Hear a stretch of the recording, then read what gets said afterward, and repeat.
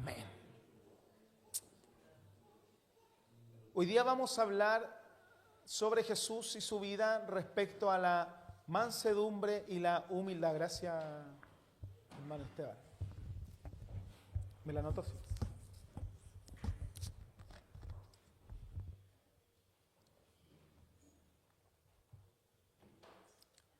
Vamos a hablar sobre la mansedumbre y la humildad de Jesús. Padre, háblanos en esta mañana.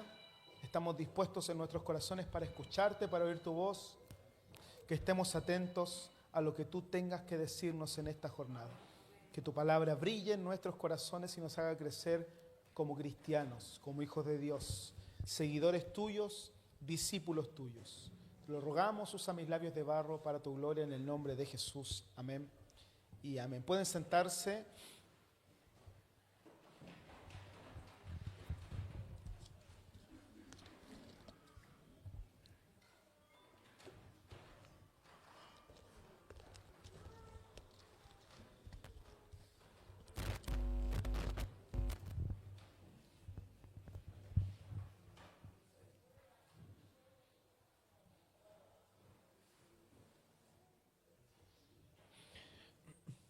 Jesús es el centro de todo. Todo gira en torno a Jesús. Romanos capítulo 11, verso 36, Pablo dice, porque de Él, y por Él, y para Él, son todas las cosas. A Él sea la gloria por los siglos de los siglos. Amén. Y sobre Jesucristo tenemos mucho que saber. Y sobre todo, más que saber, aprender, porque de nada nos sirve saber quién es Él, entender quién es Él, comprender cosas sobre Él si no las aplicamos. Por lo tanto, de Él tenemos mucho que saber y aprender para aplicar. Y precisamente creo que de esto he hablado una vez o dos veces en toda mi vida como predicador, desde los 14 años hasta hoy. Debo haber hecho 2 mensajes sobre esto que voy a tomar como introducción alusivo a las fechas que estamos viviendo. Y lo primero que debo decir sobre la natividad de Jesús, su nacimiento, es que debe ser el acontecimiento más importante para la iglesia, junto con su muerte. No puede haber otro acontecimiento más grande en la Escritura que el nacimiento de Jesús y su muerte. ¿Por qué hablamos de su nacimiento si es Dios? ¿Cuántos saben que Jesús es Dios? ¿Por qué hablamos de su nacimiento si es Dios? Porque aunque Jesucristo es Dios, según Romanos 9:5, donde nos dice de quiénes son los patriarcas y de los cuales según la carne vino Cristo, el cual es Dios sobre todas las cosas, bendito por los siglos, amén. No tenemos duda de que Jesucristo es Dios. ¿Por qué hablamos de su nacimiento? Porque aunque la Escritura dice que Jesús es Dios, también la Escritura nos dice en 1 Timoteo 3:16, indiscutiblemente grande es el misterio de la piedad, Dios fue manifestado en carne. Por lo tanto, Jesucristo es Dios, pero manifestado en carne también. Por lo tanto, no solo era perfectamente Dios, sino también perfectamente hombre. Lo que sufre cualquier hombre, también lo sufrió Jesús. Pero es que era Dios, sí, pero también fue hombre. Dentro de ese velo de carne, donde estaba la plenitud de la deidad residiendo interiormente, también había un cuerpo de carne que se dolía, sufría y se cansaba, se agotaba, dormía, tenía hambre, sueño, etc.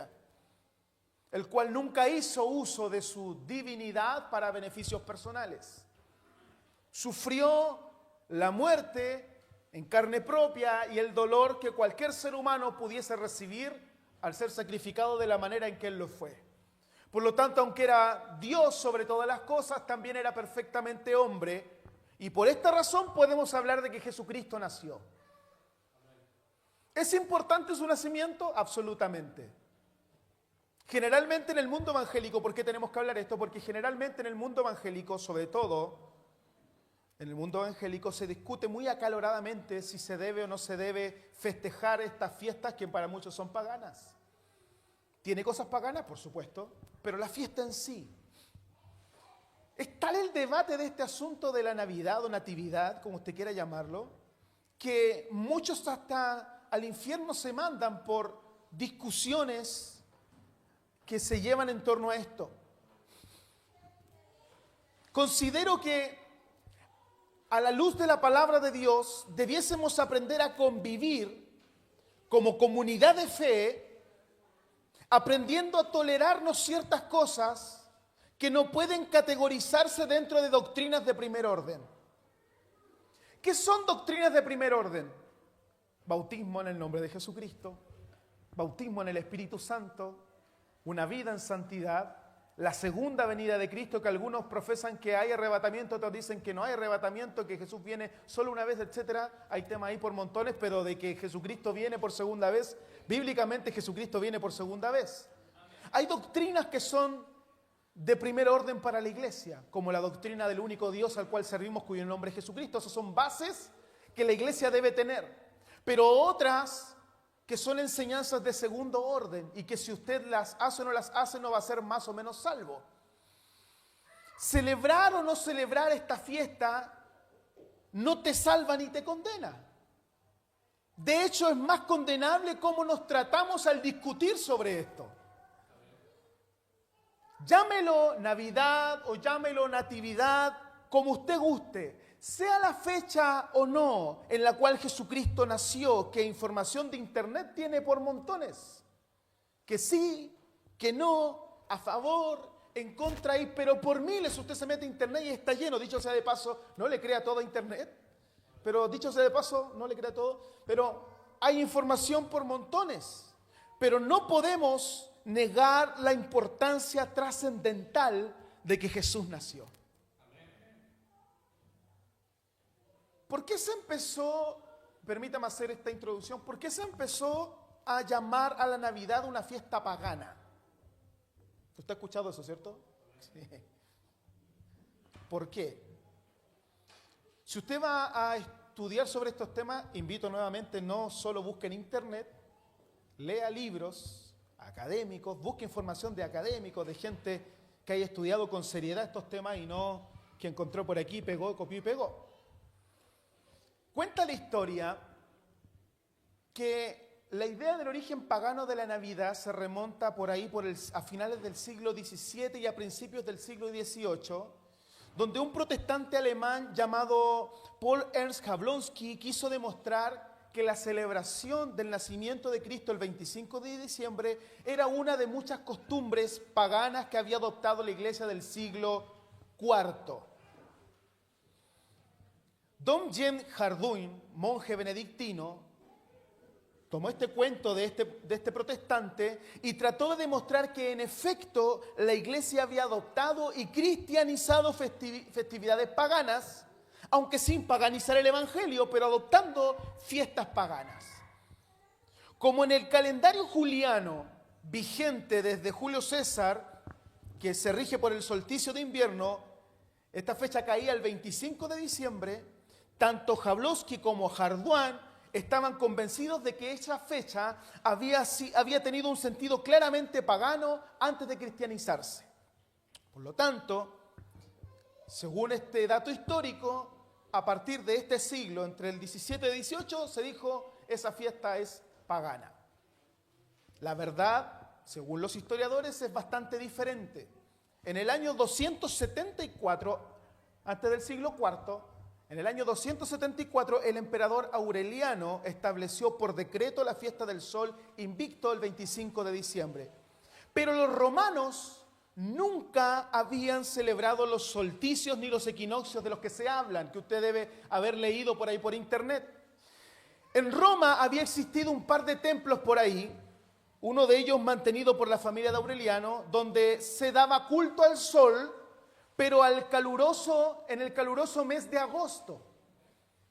Según San Juan Crisóstomo, que son los primeros hombres de la era cristiana, desde los primeros tiempos, la iglesia había celebrado la Natividad del Señor en el 25 de diciembre y también desde más de medio siglo antes de la instauración de la fiesta del sol invicto, circulaba por ahí un libro del pagano convertido al cristianismo, Sexto Julio Africano, escrito por ahí por el año 220, en el cual se afirmaba que la anunciación, o sea, la concepción de Jesús, tuvo lugar por ahí en el 25 de marzo. Por lo tanto, 9 meses después, cuando nace Cristo, vendría siendo más o menos la fecha 25 de diciembre, según los primeros historiadores de los primeros siglos de la era cristiana. Aún suponiendo que la concepción de Jesús no tuviera lugar en el mismo día de la Anunciación, la iglesia ya tenía señalada, como vemos, la fecha del nacimiento al menos varias décadas antes de que Aureliano inaugurara una fiesta pagana en esa fecha. Eso al menos como información histórica. Por eso es que hay muchos que hoy, dado que ha llegado mucha más información histórica en esta época, están de acuerdo en que tal vez sí fuese la fecha esta el nacimiento de Cristo Jesús. Lógicamente, muchos otros consideran que no es así, dado otras informaciones más antiguas recibidas. Por lo tanto, estamos al medio en una encrucijada que la resuelve solamente a quien usted le crea más de los historiadores de la época cristiana. Así es que el concepto pagano, en realidad, según evidencia histórica, no debiese tener validez. Pero, aunque quisiéramos insistir en que es pagano, hay muchas otras celebraciones que también debiésemos entonces eliminar de nuestra rutina.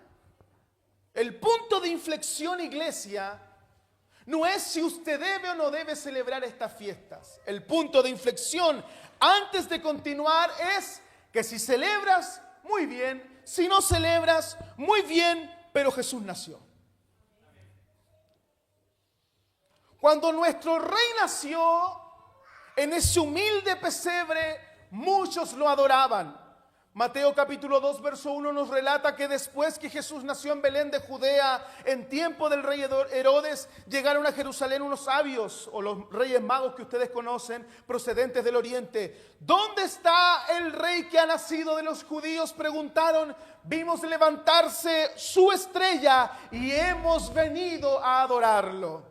Lucas relata la fiesta que se produce en el cielo tras el nacimiento de nuestro Salvador y Señor. Lucas dice que sucedió que un ángel del Señor se les apareció, la gloria del Señor los envolvió una luz y se llenaron de temor. Pero el ángel les dijo: no tengan miedo, miren que les traigo buenas noticias que serán motivo de mucha alegría para todo el pueblo. Hoy les ha nacido en la ciudad de David un Salvador, que es Cristo el Señor. Esto les servirá de señal: encontrarán un niño envuelto en pañales y acostado en un pesebre. Y dice que de repente apareció una multitud de ángeles del cielo que alababan y decían: gloria a Dios en las alturas y en la tierra paz a los que gozan de su buena voluntad.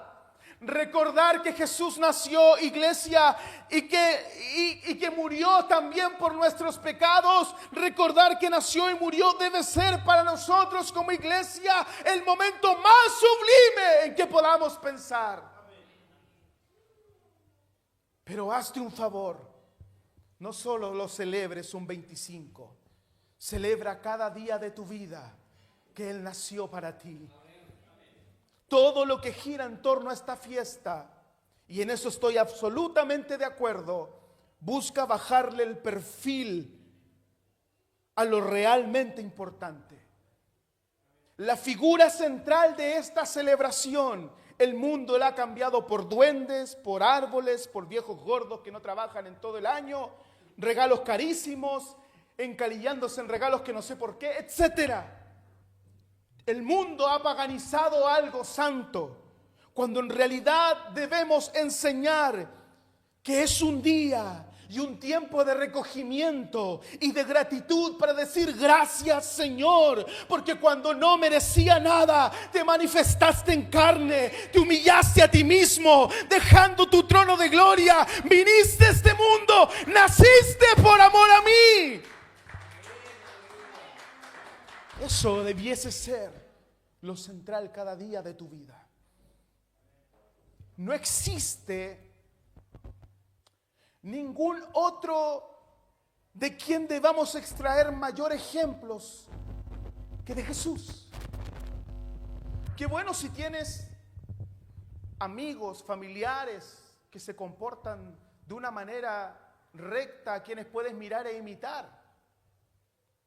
Pero no debiese existir nadie en nuestras vidas más importante de quien aprender que de Jesús. Cierto es que existieron hombres importantes en la historia bíblica. Yo admiro a muchos, sin conocerles por lógica, pero les admiro por lo que hicieron, por lo que lograron, por lo que cuenta la historia sobre ellos. Uno de los que más admiro, y ustedes lo saben, es el gran apóstol Pablo. No sé si existió alguien en la época apostólica con más autoridad que el apóstol Pablo, autoridad espiritual. Usted podrá decirme, está Pedro, que fue el que guió a la iglesia en Jerusalén, pero como Pablo no existió otro apóstol. No podemos negar la autoridad, la unción de este hombre admirable. Pero el mismo Pablo dijo en Filipenses capítulo 2, verso 5, la actitud de ustedes debe ser como la de Cristo Jesús. Cuando intentaron venerarlo, adorarlo, se arrodillaron, le dijeron, levántense porque yo también soy hombre como ustedes. Porque Jesús fue, es y seguirá siendo el centro. Jesús es primero. Jesús es nuestro Señor y Salvador. Si usted quiere crecer en su vida cristiana, no le pregunte a sus amigos, no mire a otros, no busque imitar y seguir a otros, porque se va a decepcionar cuando vea sus imperfecciones y errores. Si quiere crecer como cristiano, mire a Jesús, aprenda de Jesús. Qué bueno que Dios ha puesto hombres y personas a tu lado para que te desarrolles en tu vida cristiana y aprendas de ellos, pero no los admires tanto al punto de casi deificarlos, porque vas a saber algo íntimo, te tropiezan un poco y te decepcionas. Y muchos dejan las iglesias, dejan el evangelio porque han seguido hombres toda su vida y nunca han mirado a Cristo. Conversaba con Luis cuando retomó congregarse con nosotros hace 3 semanas, ¿cierto? Sí, 3, 4 semanas, un mes ya. Y me decía, aunque mi camino estuvo muchos años alejado de congregarme, Cristo siempre fue importante para mí. Y yo en todas sus actuaciones, que lo sigo en las redes, en sus actuaciones siempre hay algunos videos donde yo lo veía antes de entrar a una charla, a uno de sus eventos de magicoterapia, siempre lo veía ahí orando y agradeciendo al Señor. Y él me dice, siempre en mi enseñanza que le entrego a mi alumno en el Duoc, también siempre termino hablando de Cristo. Porque cuando Cristo se transforma en tu base, tu raíz en tu vida, lo central, lo más importante, no importa si lo recibiste cuando pequeño esa enseñanza, no interesa el momento en que lo recibiste, lo que importa es que aunque esté mucho tiempo, como Luis que por diversas razones no pudo congregarse, no importa, mientras Cristo se inyectó en tu corazón, nada ni nadie lo va a poder sacar, porque Él es el centro de todo y no hay más. No es tu pastor, no son los ministros de la iglesia, no son tus familiares, tus amigos a quien admiras. Es Cristo lo central. Todos se pueden caer, todos se pueden derrumbar, todos se pueden ir, te pueden abandonar, te pueden engañar, te pueden defraudar, pero Cristo nunca lo hará. Él es el centro. Él es el centro. Y creo no equivocarme. Tal vez me equivoque porque todos nos equivocamos, pero creo no equivocarme. Solo existe una oportunidad en la que Jesús dijo, aprendan de mí. Y es la que leímos hoy. Como existe solo una vez en la que Dios dijo, pruébenme, que fue con los diezmos y las ofrendas, existe solo una vez donde Jesús dijo, aprendan de mí. Y la leímos, Mateo 11, 29. Carguen con mi yugo y aprendan de mí, pues soy apacible o manso y humilde de corazón y encontrarán descanso para su alma. Cuando aprendan de mí esto, porque soy manso y humilde y encontrarán descanso para su alma. Porque mi yugo es fácil o suave y mi carga es liviana o ligera. Ese tomad mi yugo sobre vosotros y aprended de mí. En la literatura judía, yugo representa la suma total de las obligaciones, a pesar de que tiene una figura física, el yugo, ¿cierto?, que se pone sobre el animal, tiene una figura espiritual. Y en la cultura judía, en la literatura judía, el yugo representa la suma total de las obligaciones que en conformidad con la enseñanza de los rabinos una persona debía asumir. Son todas las obligaciones que usted aprendía, que le enseñaban los rabinos, todas las obligaciones, la suma de todas esas que ellos le entregaban a los judíos, significaba el yugo. Lo que usted debía hacer respecto a la enseñanza que le entregaban, usted las asumía. Y esta definición explica expresiones como el yugo de la Torá, el yugo de los mandamientos, el yugo del reino de los cielos, que usted la va a encontrar en literatura judía. Debido a esta mala interpretación, debido a la mala interpretación, a la alteración y a los añadidos a la ley de Dios, el yugo que los maestros de Israel ponían sobre los hombros del pueblo era el de un legalismo totalmente falto de fundamento. Imponían reglas que incluso ni siquiera estaban dadas por Dios, sencillamente porque eran los que enseñaban los maestros. Así que si nosotros lo decimos, así es. Era el sistema de enseñanza que enfatizaba la salvación por medio de la estricta obediencia a una multitud de reglas y ordenanzas. Ahora aquí en Mateo 11:29 que acabamos de leer, Jesús pone su propia enseñanza en contraste con la que la gente se había acostumbrado a recibir, los judíos. Cuando Jesús dice, tomad mi yugo sobre vosotros y aprended de mí, está diciendo, lleguen a ser mis discípulos. Lo que está queriendo decir Jesús es, acepten mis enseñanzas. A saber, el que una persona se salva por medio de su sencilla confianza y fe puesta en mí. Jesús simplificó lo que por años y años y años y años el fariseísmo había impuesto como reglas para salvación. Jesús dijo, no, porque mi yugo es fácil y ligera mi carga. Aprendan de mí, crean en mí, confíen en mí, dijo Jesús. Y continúa, porque soy manso y humilde de corazón. Al explicar esta palabra, manso, no menso, aunque no me gusta esa frase, soy manso pero no menso, porque es como un poco soberbia, no sé, no me gusta, pero existe en nuestro chilenismo, ¿cierto? Cuando explicamos la palabra manso, según aparece en Mateo 5:5, donde dice, bienaventurados los mansos, dijo Jesús, traducido también desde otra versión puede decir humildes, hay otra versión que dice bienaventurados los humildes. Cuando dice bienaventurados los mansos, porque ellos recibirán la tierra por heredad. La persona mansa es quien encuentra desde el texto, desde la interpretación de estos textos, es la persona que encuentra refugio en el Señor, entrega su camino enteramente a Él y deja todo en las manos de aquel que lo ama y lo cuida, que es Cristo Jesús. Eso es una persona mansa. Y es claro que la persona mansa también es pacífica y a su vez pacificadora, no solamente pacífica como persona, como por ejemplo el Elías, tiene una, al menos aparenta, una paz, una persona pacífica, que no me va, si lo empujo no me va a pegar, ¿o sí? ¿O me pegáis? Pero se ve pacífico, semblante pacífico. ¿Quién más es de semblante pacífico? Misael. Nuestro hermano, mi hermano Fernando, son de aspecto pacífico. Cuando conversamos habla como pacífico. Y las personas pacíficas buscan pacificar también. Por lo tanto, no es extraño que el Nuevo Testamento Péchita, que es... el Nuevo Testamento Péchita es una traducción de la Escritura al idioma siriaco, que es un idioma parecido al arameo antiguo. Es lo más cercano a cómo se hablaba en la época de Jesús. Esa traducción, la Péchita. No es extraño entonces que la traducción del Nuevo Testamento de la Péchita escriba de la siguiente manera: venid a mí y os haré descansar, porque estoy lleno de descanso, y hallaréis descanso para vosotros.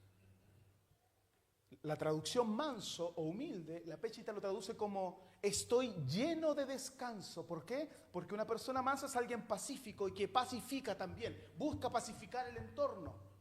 Y esto, o algo muy similar a esto, es lo que podría haber sido lo que Jesús, hablando en arameo, muy parecido al siríaco, dijo ese día a esa multitud remordida por la conciencia. Y el sinónimo de manso, por supuesto, también en nuestro lenguaje es humilde, en oposición a la palabra soberbio, que muchos de ustedes también han escuchado y saben de qué se refiere. Pero ¿qué nos enseña sobre la soberbia y la humildad? La Escritura, el apóstol Pedro puntualiza en 1 de Pedro, capítulo 5, verso 5, igualmente jóvenes estén sujetos a los ancianos y todos sumisos unos a otros, revestidos de humildad. ¿Por qué? Entrega la razón. Porque Dios resiste a los soberbios, pero da gracia a los humildes.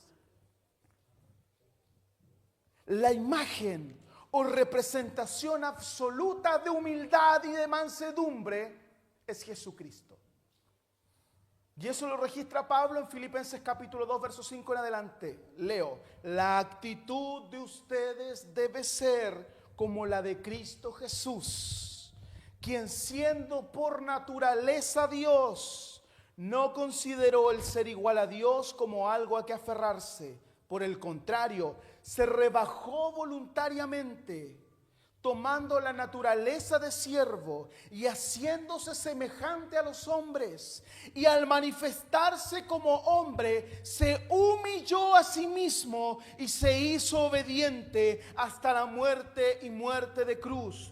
Por eso, por lo que hizo Jesús, Dios lo exaltó hasta lo sumo y le entregó, le dio o le otorgó el nombre, dice esta traducción que más me gusta, le entregó el nombre que es sobre todo nombre, para que ante el nombre de Jesús se doble toda rodilla de lo que está en el cielo y en la tierra y debajo de la tierra, y toda lengua confiese que Jesucristo es el Señor, para la gloria de Dios Padre. El ejemplo máximo de humildad lo encontramos aquí en la persona de Jesucristo. Nadie más puede decir yo soy humilde, solo Él, porque si lo digo yo, dejo de ser humilde.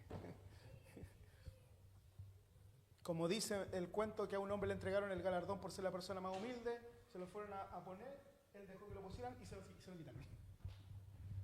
Poco humilde.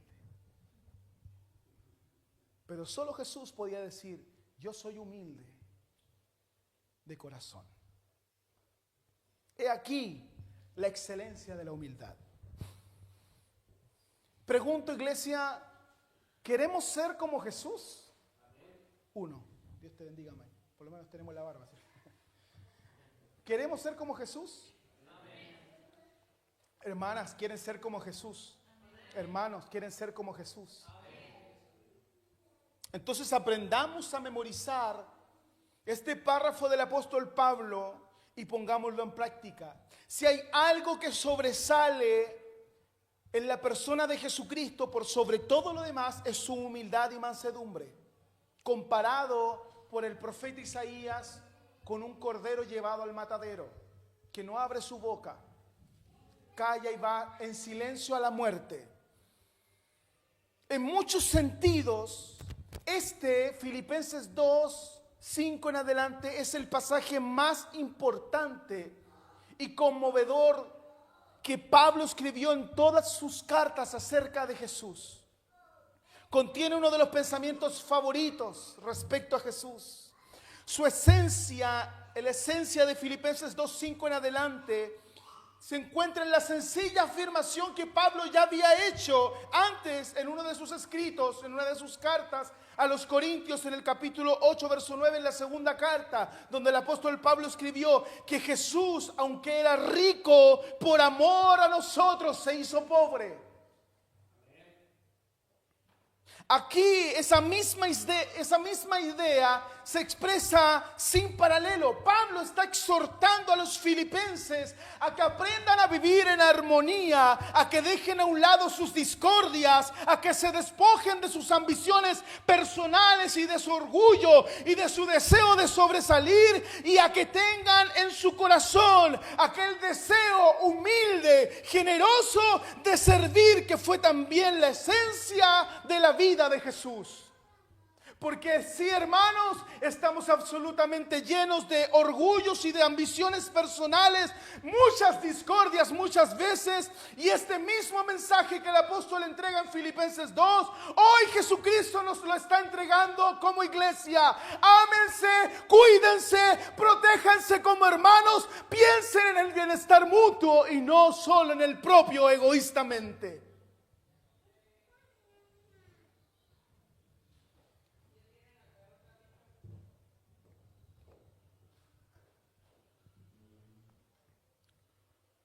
Uno de los reflejos más importantes de cómo somos ante los demás, ante nuestro prójimo y hermanos, es en quién pensamos antes de hacer algo.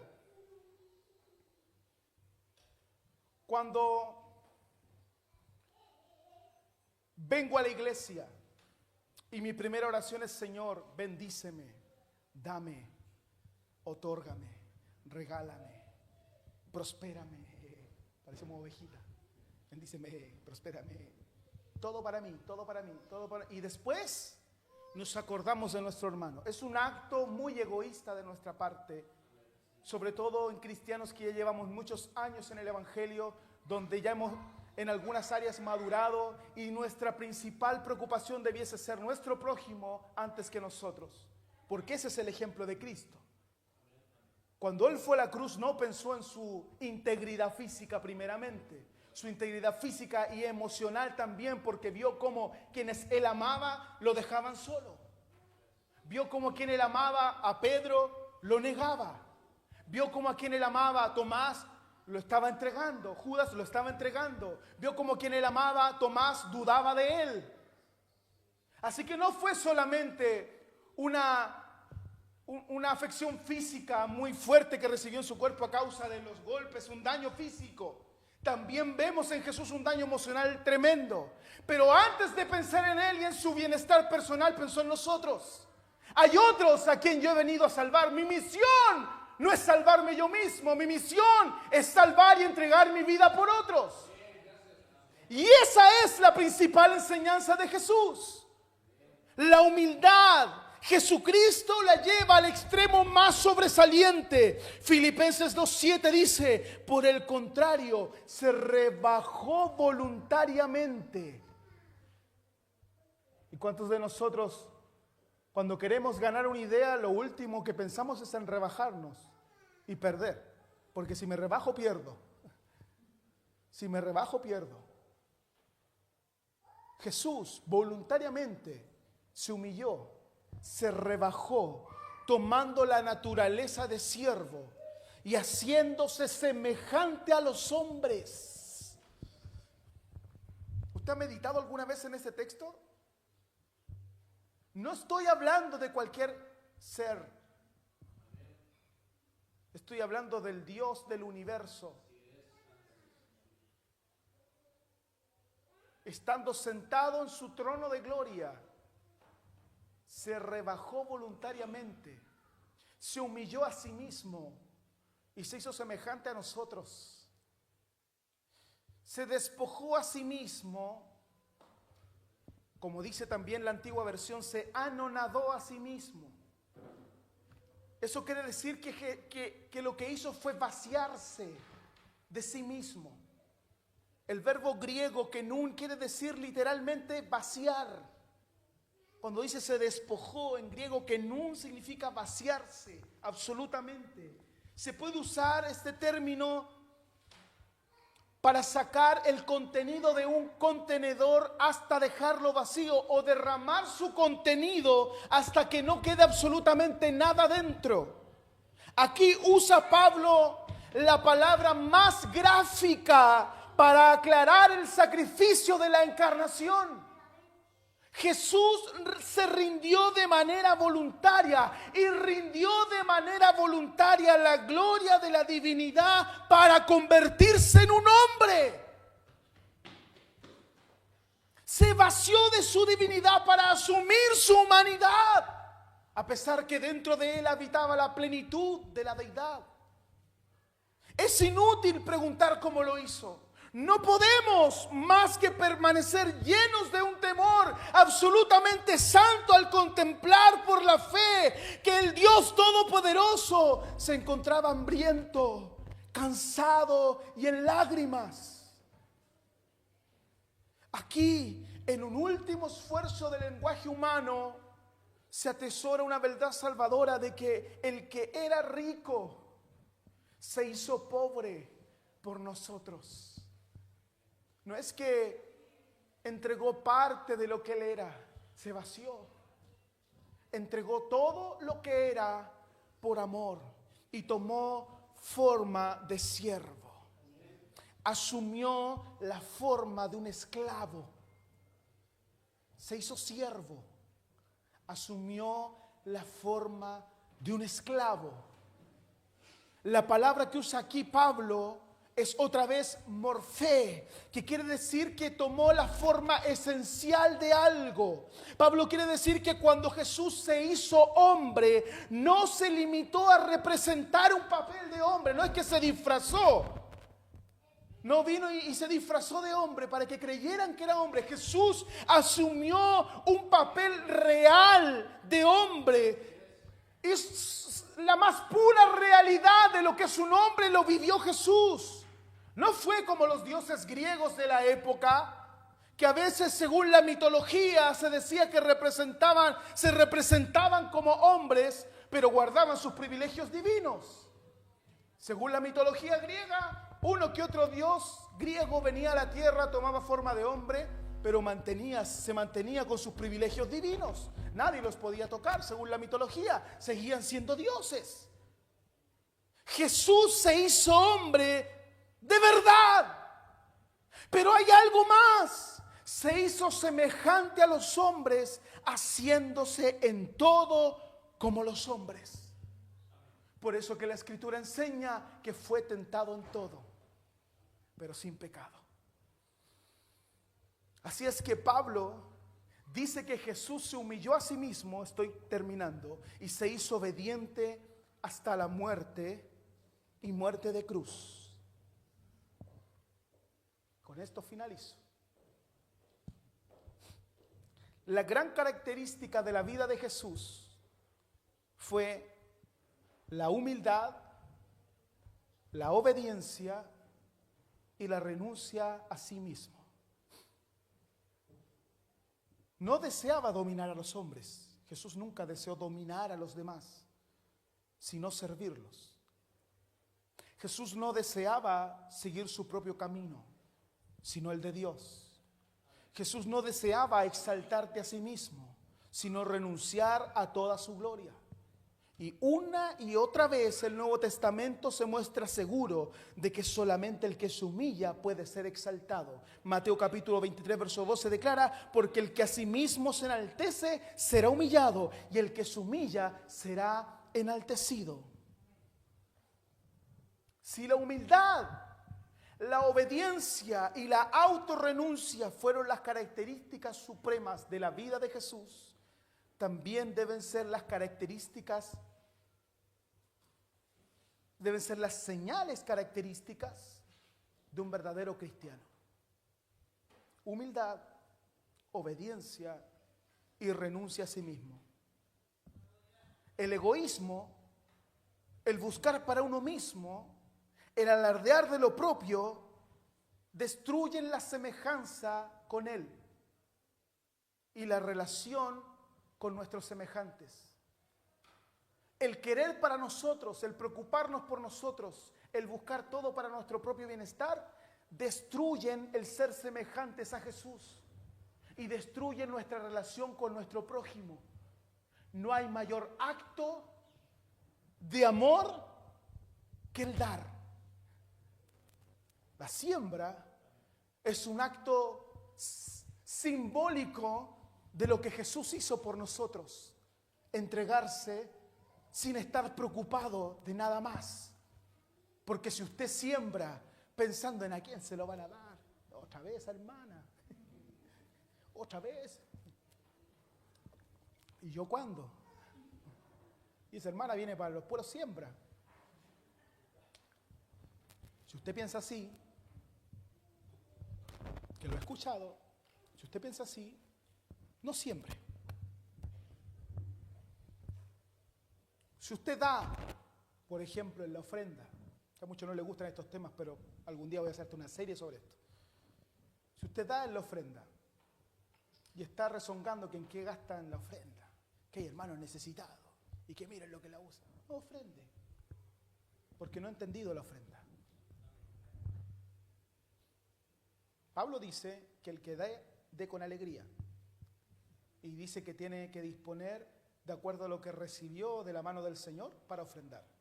Si el Señor a usted le ha dado una luca, ofrende una luca. Pero no creo que el Señor nos bendiga mensualmente con luca. Ese es otro tema. El mismo tema del diezmo, que también es un tema extenso. Si usted no lo hace y quiere hacerlo, pregúnteme y ahí yo puedo tomarme un rato muy largo para decirle por qué debe hacerlo y decirle las razones de por qué se cree que no se debe hacer, etcétera, lo que usted quiera. Pero también es bíblico. No se verá al infierno si no lo hace. No va a perder su salvación si no lo hace. Pero son temas que atañen a nuestra generosidad, al dar. Y el punto de dar más importante para mí, por sobre el diezmo, por sobre la ofrenda, para mí el punto de dar más importante es nosotros mismos. ¿Cómo es eso? ¿Cómo me doy yo mismo? ¿Cómo me entrego yo mismo hacia alguien? Cuando tu hermano te necesita y tú estás despreocupado, Cristo no está en ti. Cuando tu hermano sufre y tú no sufres con él, Cristo no está en ti. Perdona que te lo diga así directamente, Cristo no está en ti. Porque dudo mucho que el buen samaritano dejase a alguien ahí sufriendo y pasara por el lado sin mirarlo. Si yo paso por el lado del que está pasándola mal y no hago algo al respecto más que voy a orar por ti. Hay una palabra que yo acuñé que es la palabra oración. No es solo orar, sino ponerlo por obra. No es solo, hermano, voy a orar por ti y te vas. Si tú oras y no haces nada por tu hermano, Cristo no está en ti. Y usted tiene súper claro, porque nos hemos acostumbrado a vivir como juntitos, ¿cierto? En esta iglesia nos hemos acostumbrado a vivir como juntitos, como con cariño, como de abrazarnos harto, de querernos, de que hayan grupos que se junten ahí en la semana, que se contacten, que se llamen, porque eso es una comunidad iglesia. Usted tiene súper claro quién la está pasando mal hoy día. Sé que hay muchos que son más herméticos con sus cosas, eso está súper bien, somos caracteres distintos. Pero de una u otra manera sabemos cuando la estás pasando bien o mal. Y muchos, y yo diría el 100% aquí que está congregado, todos están pasando por algo en su mente, en su espíritu, en su corazón, físico, en su casa, etcétera, que la están pasando mal. No estás al 100. Levánteme la mano el que está al 100. ¿Cómo nadie? ¿No hay nadie al 100? Y Cristo te quiere al 100. Si yo quiero rescatar a los que están necesitados, tengo que estar ahí. Tengo que estar feliz. Tengo que sonreír. Tengo que estar feliz. Siempre les digo, cuando les mando un saludo, les digo, sea feliz en sus saludos de cumpleaños. Siga siendo feliz, porque Cristo te quiere feliz. Pero si no estás feliz hoy, y yo no estoy preocupado de ir al lado tuyo y decirte, hermano, ¿qué te sucede? Y estoy preocupado solo de mí, de yo crecer, de yo prosperar, de yo sobreabundar, porque yo estoy haciendo las cosas bien, así que yo lo merezco. Entonces no está Cristo en mi vida, porque Cristo, siendo el Rey de la Gloria, dice que se humilló, se vació absolutamente de lo que Él era para entregarse por ti y por mí. ¿Dónde está Cristo ahí?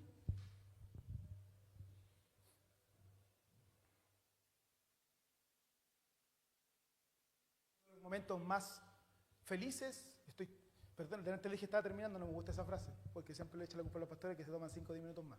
Por eso digo estoy concluyendo, pero delante dije estoy terminando, estoy concluyendo ya. Uno de los momentos más lindos que he vivido o he experimentado como cristiano fue cuando me dio periapendicitis, no porque me dio periapendicitis y me operaron, sino porque estuve en cama hartos días y tenía que dejar de generar ingresos, y esos días fueron unos días de evento, no recuerdo si fue una convención fue una convención, parece regional, y al día siguiente acá hicieron una ofrenda y unos hermanos fueron a la casa a verme y me la llevaron. No digo que fue el momento más lindo de mi vida porque me llevaron plata, fue el acto de pensar en que tal vez ese hermano la iba a pasar mal varias semanas estando en casa sin generar ingresos para su familia y que iba a estar ahí en cama. Entonces no fue el acto de llevarme eso, sino fue el acto de ver a mis hermanos, fueron hermanos que nunca pensé que me iban a visitar. En ese tiempo fue el hermano Jaime Vivero, que muchos de ustedes lo conocen, y la verdad no recuerdo quién más fue con él, pero está en mi mente él porque nunca pensé que iba a recibir una visita del hermano Jaime. Y fue uno de los momentos más lindos que he experimentado como cristiano. Porque dígame si no es lindo cuando usted está pasando mal que un hermano te manda un mensaje o te llame y te diga, estamos orando por ti, estoy contigo, cuenta conmigo, si necesitas algo de mí, escríbeme, dime, estoy para apoyarte. Porque eso revela a Cristo en tu vida. Eso revela al que escuchó a Jesús decir, aprendan de mí, y está aprendiendo de Él. Y eso es iglesia. Iglesia no es un bonito salón, que gloria a Dios que lo estamos hermoseando en hartas cosas. Iglesia no es venir los domingos acá a sentarte. Iglesia es un cuerpo activo que está preocupado 24/7 unos por otros. Tú no eres iglesia o no te contabilizas como miembro de una iglesia porque vienes los domingos acá. Tú eres iglesia porque estás 24/7 preocupado activamente de cada uno de los miembros. Eso nos hace iglesia. Y esto se lo he enseñado muchas veces, pero hoy quise hacerlo en alusión a Cristo Jesús, a lo que estamos aprendiendo de Él. Y no existe otra cosa más importante que podamos aprender de Él que su humildad y la renuncia a sí mismo. Cuando tú renuncias a tu tiempo personal de descanso, de tranquilidad, porque trabajaste toda la semana para venir a hacer algo por la obra del Señor, para ir a dejar a alguien a su casa, para ir a buscarlo a su casa en las mañanas y traerlo a la casa del Señor, para orar por Él, para visitarlo en la semana, y renuncias a tu tiempo, estás siendo como Cristo. Es lo que Cristo haría. Es como se sacrificaría a Cristo. Si yo tuviese que rendir un examen de grado a algo y estuviese solo, Cristo iría conmigo, me acompañaría.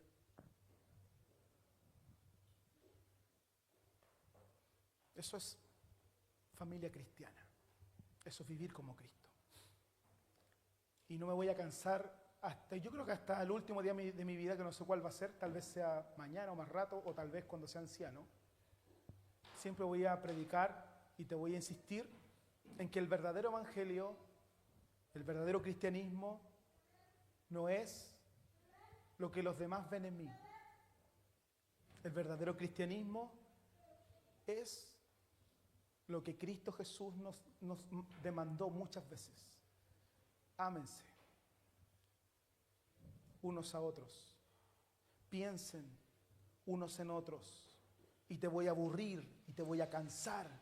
Y si puedo hacer una serie de 2 meses donde te predique todos los domingos y todos los domingos te diga, ámanse unos a otros, trátense bien unos a otros, no peleen unos con otros, no se separen unos con otros, estén juntos unos con otros, abrácense unos a otros, lo voy a hacer. Porque esa es la iglesia que Cristo quiere. Esa es la iglesia que Cristo quiere. Y si usted no se suma a eso, no está haciendo iglesia. Pregunto por última vez antes que oremos, ¿cuántos quieren ser como Cristo?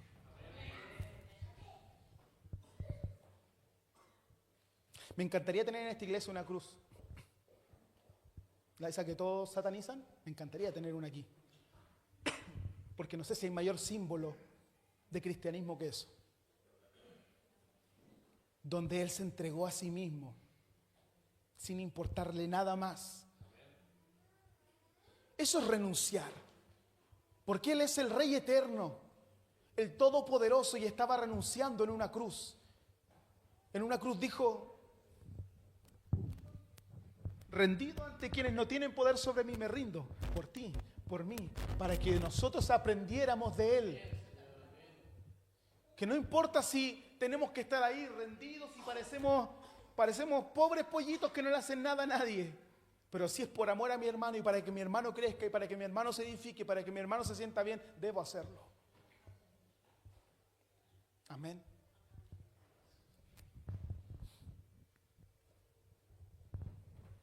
Quiero que cierres tus ojos solo un instante, esto es solo un instante, porque vas a orar primero por ti. Vamos a ser egoístas primero. Cierra tus ojos. Y mírate si hay algo de Cristo en tu vida. Y déjalo que aflore, que salga. Déjalo que salga. Dile: Cristo, yo quiero ser como tú. Perdona mi soberbia, perdona mi orgullo. Tal vez muchas cosas de las que he hecho han provocado que hermanos se dañen, congregaciones se dañen, amigos se dañen. Perdóname. Muchas cosas las he hecho para cubrirme, para que los demás no vean lo malo que he hecho. Aquí estoy, desnudo ante ti, porque no puedo ocultarte nada. Primero me rindo ante ti, permíteme rendirme a mí mismo, por el bienestar de mi hermano, por el que me necesita. Eso es humildad, eso es mansedumbre. Es que la estoy pasando mal, hermano, hermana, siempre hay alguien que está peor que tú y te necesita. Así como tú necesitas de alguien, alguien más necesita de ti. Aquí estoy, Señor, cámbiame. Tómate 1 o 2 minutos para hacer lo que más me encanta, que es desordenarnos. Sal de tu lugar y agarra a alguien que no sea tu esposo, que no sea tu hermano, que no sea tu hermana, que no sea tu amigo. Y sal de tu lugar y agarra a alguien y tráelo aquí. Tú tráelo.